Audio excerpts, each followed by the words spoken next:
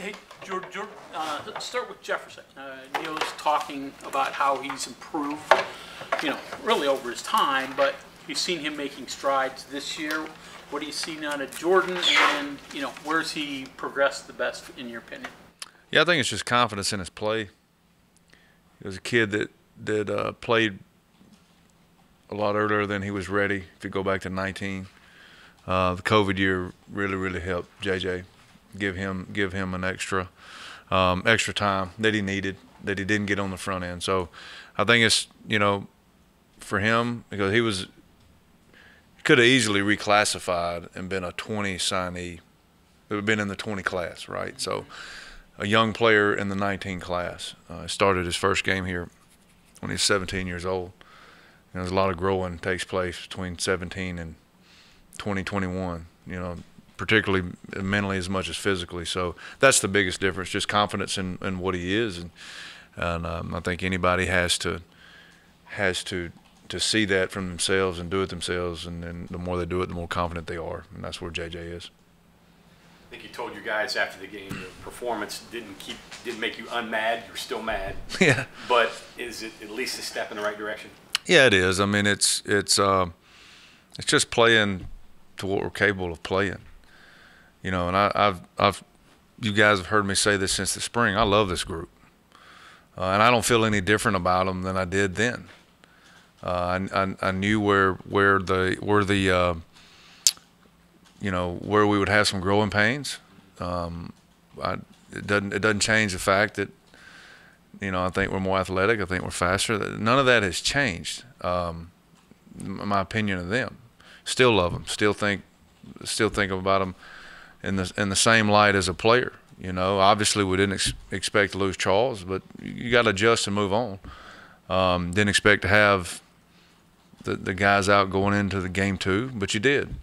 Doesn't change the way I feel. Now, one win doesn't make me feel any better about how we performed a couple weeks ago, and even the mistakes in game 1. Those are two good football teams. You can't make those mistakes against good football teams. And those are the growing pains this group is I knew was going to go through. It doesn't change how I feel about them. But, consistency is the key when you have a lot of new pieces or some young pieces, however you want to look at that. Getting them to play consistent is the key. And if we can just continue to build on Saturday, we'll be fine. Different challenge with these guys. 2 tight ends they started the game with against Wofford. Going to run the ball, all of that. What do you see from Tech? Running backs are as good as anybody we've played. The O-line there's some different guys that there were last year. I don't think they're much different talent-wise.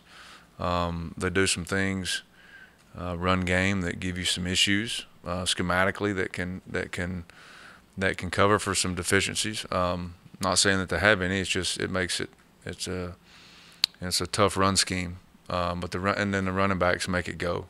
And like I said, they're as good as anybody that we've played. Wells off the throw game off of those. He's got a strong arm. He's accurate. Knows where to go with the ball. So it's a challenge. Dante Stills came into the year wanting to change some parts of the game to match up with what the NFL reported. Has he been able to do that, and how much difference has it made in this game? Yeah, I mean he has. Here's an example of exactly what we're talking about. Jordan Jefferson's sack the other day, great play by him, and he got the stat. Dante made the play because Dante set up that twist game for Torres Simmons, who come in. He come in a little too his angle was a little too steep. He got in a bad body position. He missed the sack. JJ cleans it up. Dante forced that pocket to collapse off of that particular call. So there's an example of him within the scheme, doing his job, doing it consistently, and guys they're gonna know where 55 is, and their protections are gonna go to him. What he understands now that he didn't was it doesn't frustrate him. He understands it. and understands that that's a good thing, you know, for him, that somebody is paying that much attention to him. You know, now it's, hey, figure out what they're doing and see if we can do some things to try to hide him and disguise him and use other people to get him free, you know, and that's what we have to do. So, but no, it's helped us. It's going to help him. We talked a lot with Coach Brown about how the noise could impact the offense. How could the noise impact the defense, and the conversations are you maybe having about that environment in Blacksburg? Well, I mean, we've seen that people how they're going to attack us with a lot of motions and a lot of shifts, and you know, I think that a little bit of that we had the opportunity to prepare for in the Pitt game. You know, not that I think that this game will be louder, just because we're you know, I think it's one of the, I think that's just one of the loudest environments in all of college football, you know, quite honestly. So, but we did have a good environment in the Brawl first game of the year. So it's something that it's not like anything we haven't been a part of. You know, it doesn't affect you as much defensively because they're not trying to do anything to hurt their own offense. But it's still a sold out at field level game like atmosphere, and you know, you just got to over communicate. You know, your communication has to be loud, but your communication also has to be echoed throughout the secondary and the front, and guys have to make the same calls down the line, especially away from our sideline. And so that's something that we practice.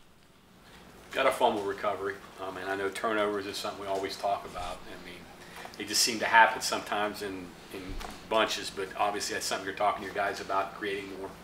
Yeah, I mean, we have to. I mean, that's the difference, and it's been the difference in both of our losses is you know, not making those plays. You know, we got to get more balls on the ground. We got to get our hands on more footballs in the air. Some scenarios we got to be a little more aggressive, and some situational stuff.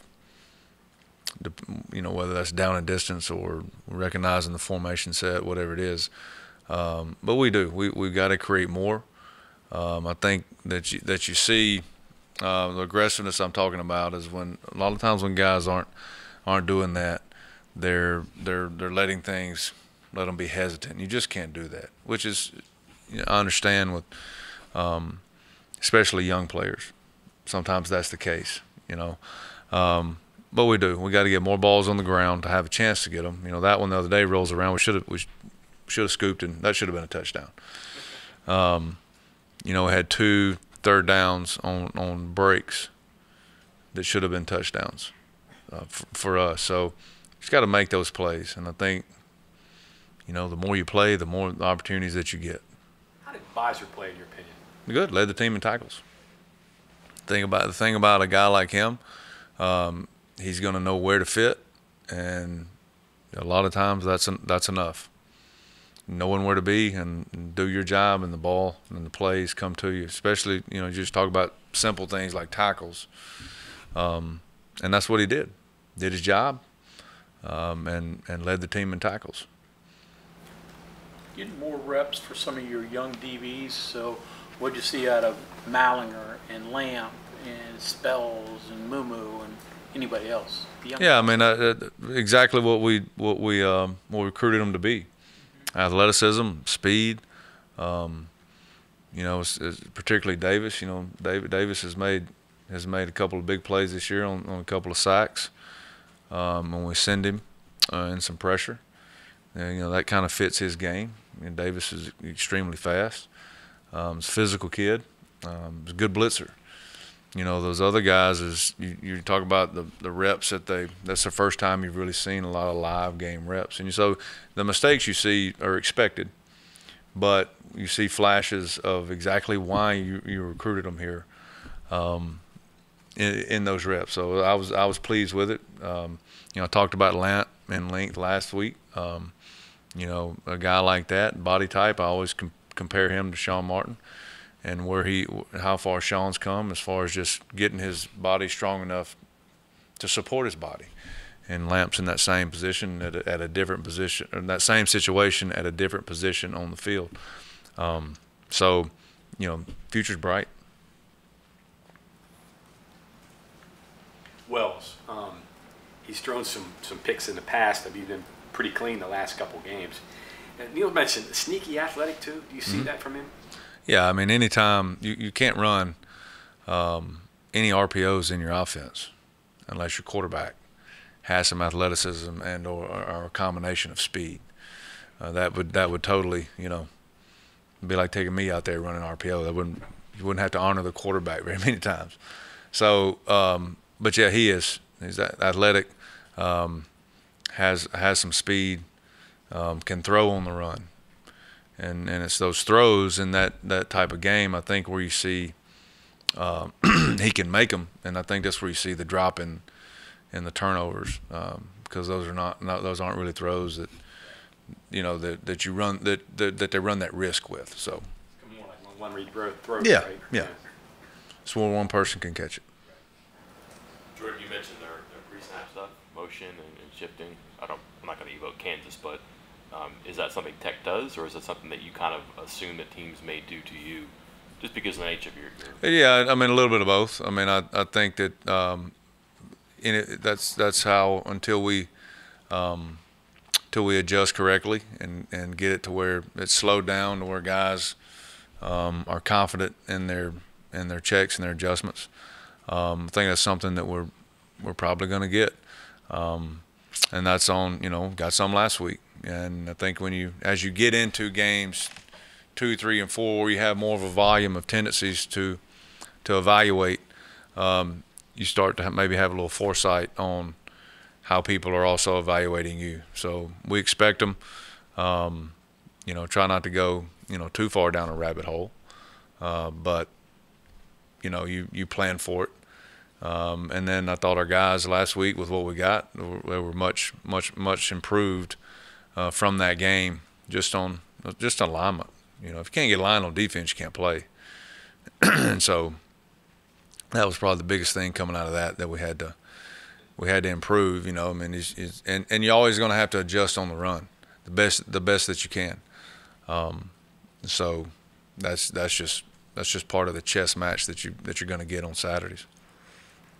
Biggest issue for you short prep week? Mm-hmm.